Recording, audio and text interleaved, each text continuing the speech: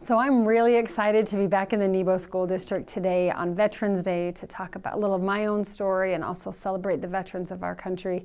This is where my veteran story begins. My personal journey with my husband, a soldier, begins in the time that I taught here. And I was teaching government classes and history classes and psychology classes.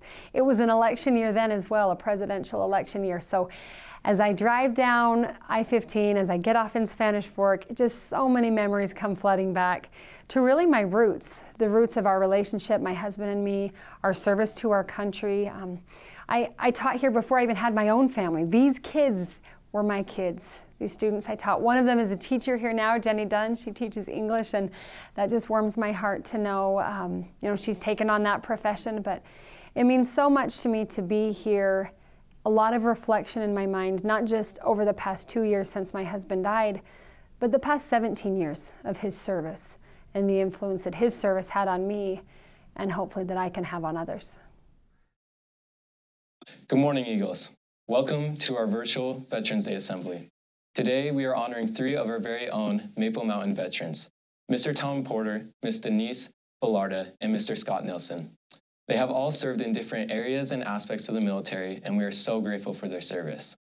We also have an amazing guest speaker, civilian aide to the Secretary of the Army, Jenny Taylor, wife of the late Major Brent Taylor. We are so excited to hear from her, but first let's hear from some of our teachers. I served in the Army and the Utah National Guard and Reserves. When I served, I went through airborne school, and so I had a chance to jump out of airplanes. When I served in the reserves here in Utah, one time we did a parachute jump out of a helicopter. It was just kind of fun where your doors open and you're sitting there on the edge and the helicopter takes off and everybody just shrinks down to ant size and get up to a certain height and they tell you to push yourself off, and kind of enjoyable. Scary, but enjoyable. What branch of the military did you serve in? I was active duty Army, and now I'm Army National Guard. And what's a favorite story or experience from your time serving? Many favorite stories. Probably when I was in Afghanistan, I was with some friends, and we just got done with a mission, and it was a successful mission. Everything went well. It went the way we had planned it. And we were just kind of flying back, and the sun was going down, and everybody was safe, and it was there with like my brotherhood. It was a great day to be alive that day. So that's just one of the many, but it was a good one. What branch of the military did you serve in? I was in the United States Marine Corps. And what's a favorite story or experience from your time serving? I thought I wanted to tell you gentlemen a story about Halloween and in the military. So my family, the last place we were stationed was in Okinawa, Japan, and the Japanese do not celebrate Halloween.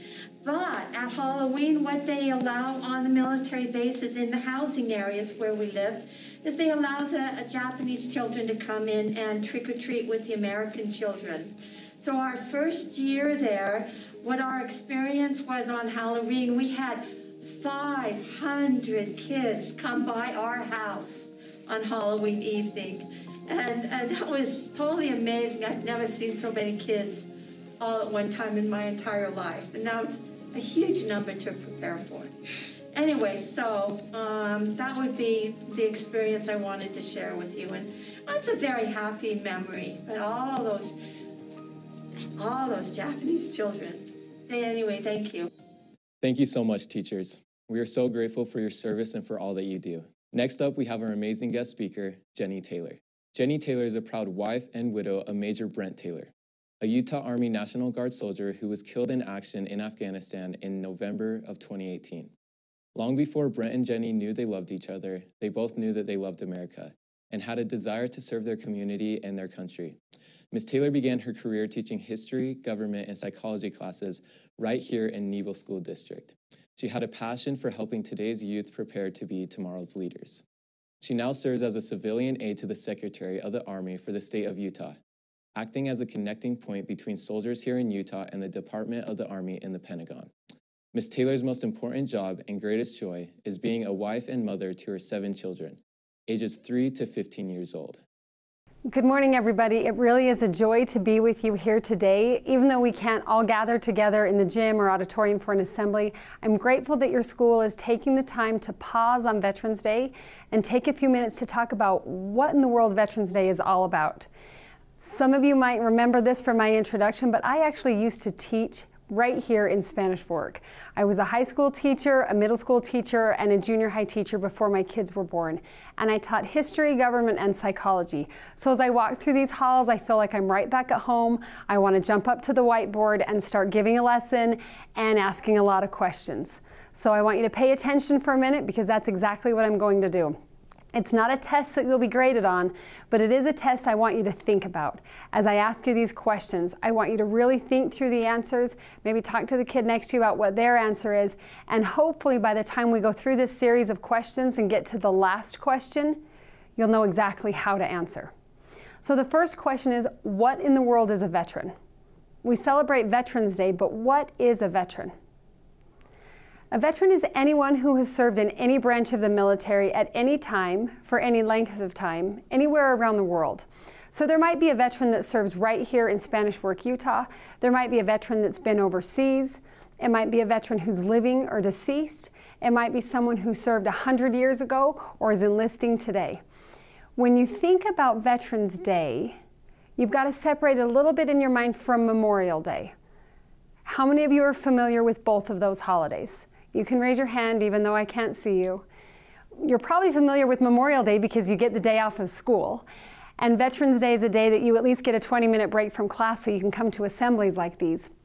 Memorial Day in the spring is the day when we honor the fallen, those who have died while serving in the military. And that's an important day and a sacred day, and a day that we really need to pause and think of the blood that has been spilt for our freedoms. But when you fast forward to Veterans Day here in the fall, it's a day to honor all who have served and still serve. And it has its roots in World War I. So this is where the history nerd in me comes in. World War I was called the war to end all wars. Now, unfortunately, you and I in 2020 know that that didn't happen. That First World War did not end all wars. But we had in November, the 11th month, on the 11th day, at the 11th hour, a peace treaty was signed. And that First World War ended, and they hoped it would end all war. And that is when we have the beginnings of Veterans Day, Armistice Day. It's called also Remembrance Day. So we're remembering back to that time in history when this war had been fought for freedom around the world, and we're celebrating those who were willing to die for us. So on Memorial Day in the spring, we celebrate those who have died for us. But at Veterans Day, we celebrate all those who are willing to die for us. So it was mentioned in the introduction that my husband was killed in action in Afghanistan 2 years and a week ago. The same day that he was shot and killed, another American soldier was shot but lived. Is his service any less valuable than my husband's who gave his life? This young soldier who was willing to give his life? So I invite you to think about that when we celebrate Veterans Day. What is Veterans Day? Why do we celebrate Veterans Day? How is it different from Memorial Day? And who are our veterans? So I want you to look around the room that you're in, and I really want you to raise your hand for this question when you have an answer. How many of you personally know a veteran? You can raise your hand, and you should at least know a couple that were in the video from your teachers here at the school. How many of you are related to a veteran? Aunt, uncle, grandparent, parent. Okay, now how many of you actually live in the same household as a veteran? A parent or a sibling? Okay, there's a few of you. The next question, I want you to think a little bit deeper. We've asked if you know what a veteran is. I've asked if you know who any veterans are.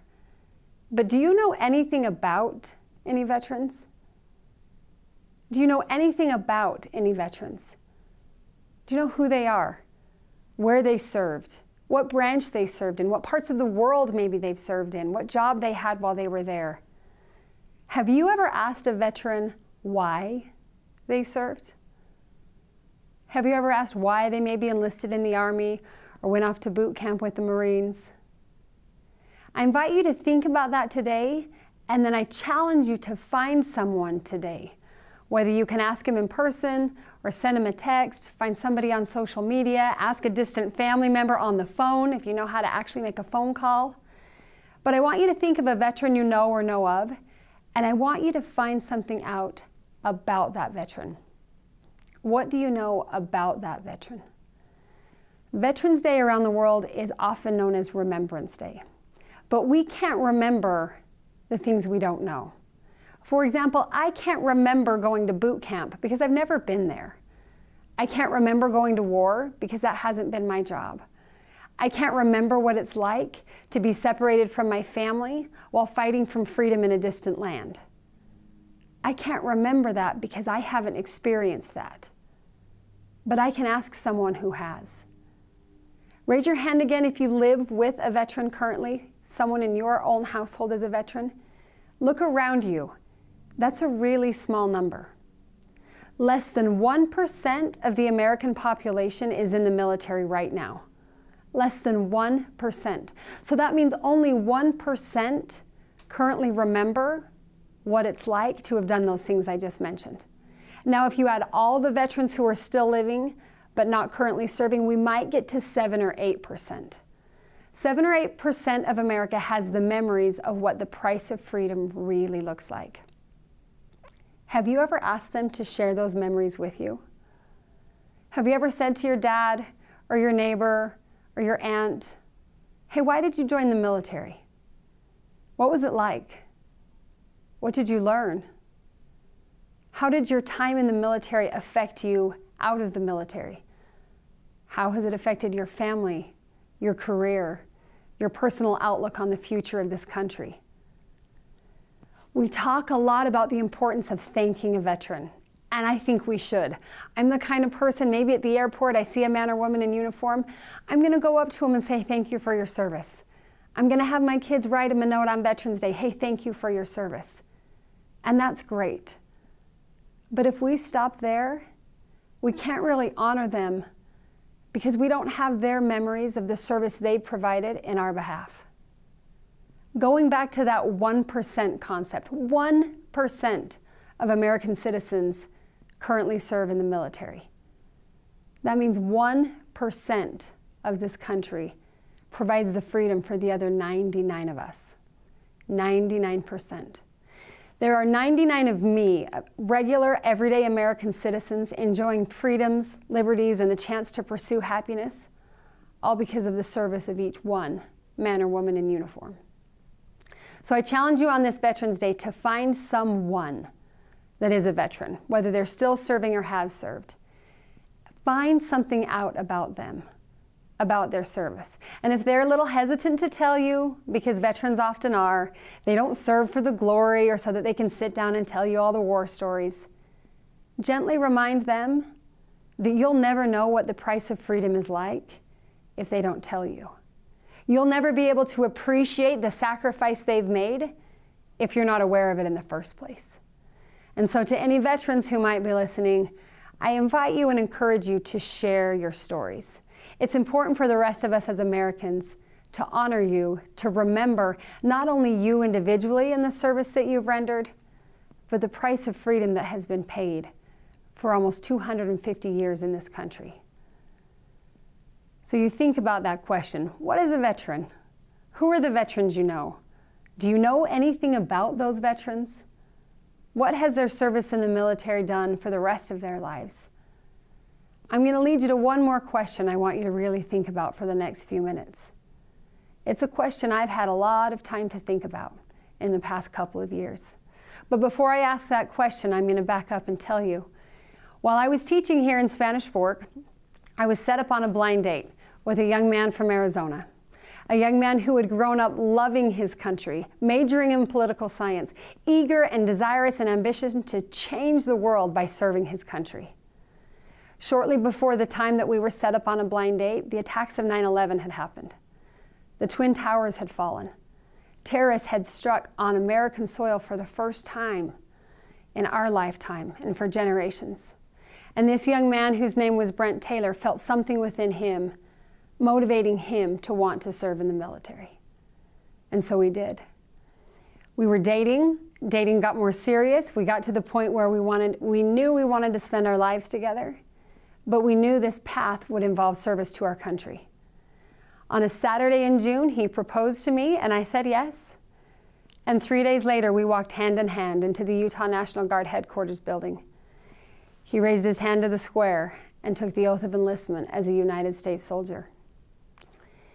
He served 4 deployments. He was elected to political office in my hometown of North Ogden, Utah. He worked with Iraqis. He worked with people from Afghanistan. He worked with NATO soldiers from around the world. He learned to lead. He learned to listen. He learned how to bring opposing viewpoints together and to come up with common ground. He learned above all that as Americans, we have so much more that unites us than divides us, even in times of political campaigns and differing opinions. This young man that I met while teaching high school here in Spanish Fork went on to become the mayor of North Ogden City, Utah. It was the end of 2017, and I had given birth to our 7th baby. 7. That's a lot of babies. We had this beautiful family, these young, crazy children, a lot going on. My husband was mayor, and the call to serve came once again.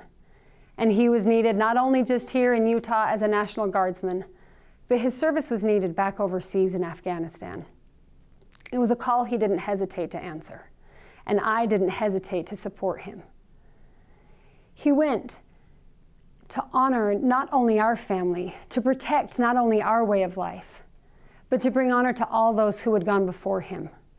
The soldiers, the sailors, the airmen, the Marine, the Coast Guardsmen who had fought and sought to provide each of us with a better way of life. He went so he could hold his head up high with his forebears.